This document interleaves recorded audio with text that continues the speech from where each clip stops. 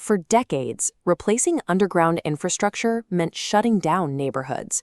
Crews tore massive trenches down city streets, stalling traffic to reach failing lines. Then came trenchless pipe bursting. A high-powered rig drags a blunt, conical bursting head through the old pipe, shattering the brittle material outward. Trailing behind it is a new, high-density plastic pipe, gliding into the freshly cleared cavity. Which leads to a practical question. Can you use this exact same pipe bursting method to replace ductile iron? The answer is no. If you try to pull a standard bursting rig through ductile iron, a 100-ton machine simply stalls out. Ductile iron resists standard trenchless force. To figure out how to replace it, civil engineers had to investigate why this specific metal acts like a subterranean trap. Traditional pipe bursting works on materials like cast iron and clay because they share a specific property.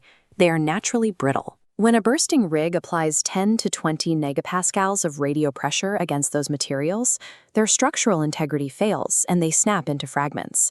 This chart illustrates why ductile iron is different. Cast iron maxes out around 40,000 psi tensile strength, while ductile iron reaches 100,000 psi. Containing nodular graphite, it absorbs energy, stretching up to 18% under extreme pressure without breaking, a property known as elongation. With walls up to an inch thick and reinforced bell and spigot joints connecting the segments, the entire system is designed for high-stress environments. When a blunt conical bursting head hits ductile iron underground, the metal deforms and wraps around the tool, acting like a giant underground clamp. The same material properties that make ductile iron reliable above ground make it almost impossible to destroy with blunt force below the surface. Since the material will not shatter, the tool must be changed to a mechanism that slices the metal instead. This requires alternative methods like pipe splitting or static hydraulic bursting, which use specialized equipment to manage the iron's toughness. Engineers deploy a custom splitting head utilizing specialized blades tipped with carbide, a compound hard enough to cut through thick iron walls. Driven by up to 100 tons of hydraulic force, carbide blades slice the ductile iron open like a zipper. Following the blades, an expander pushes the heavy, compromised iron flaps outward into the soil, allowing the new, high-density plastic pipe to maintain perfect alignment.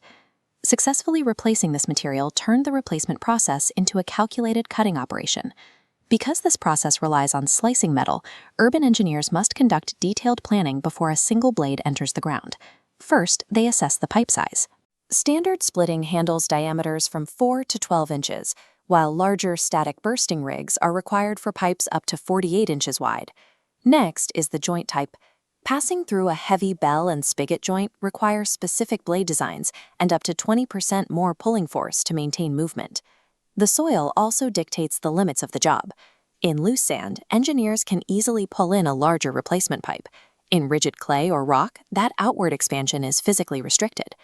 This static cutting method is also chosen for its low vibration operation, which protects neighboring utilities like gas lines from being disturbed. Trenchless technology provides a method for modernizing cities without surface excavation, but its success depends on correctly identifying the material below the pavement. Conquering the unbreakable pipe required the industry to prioritize the precision of a Kinebeck.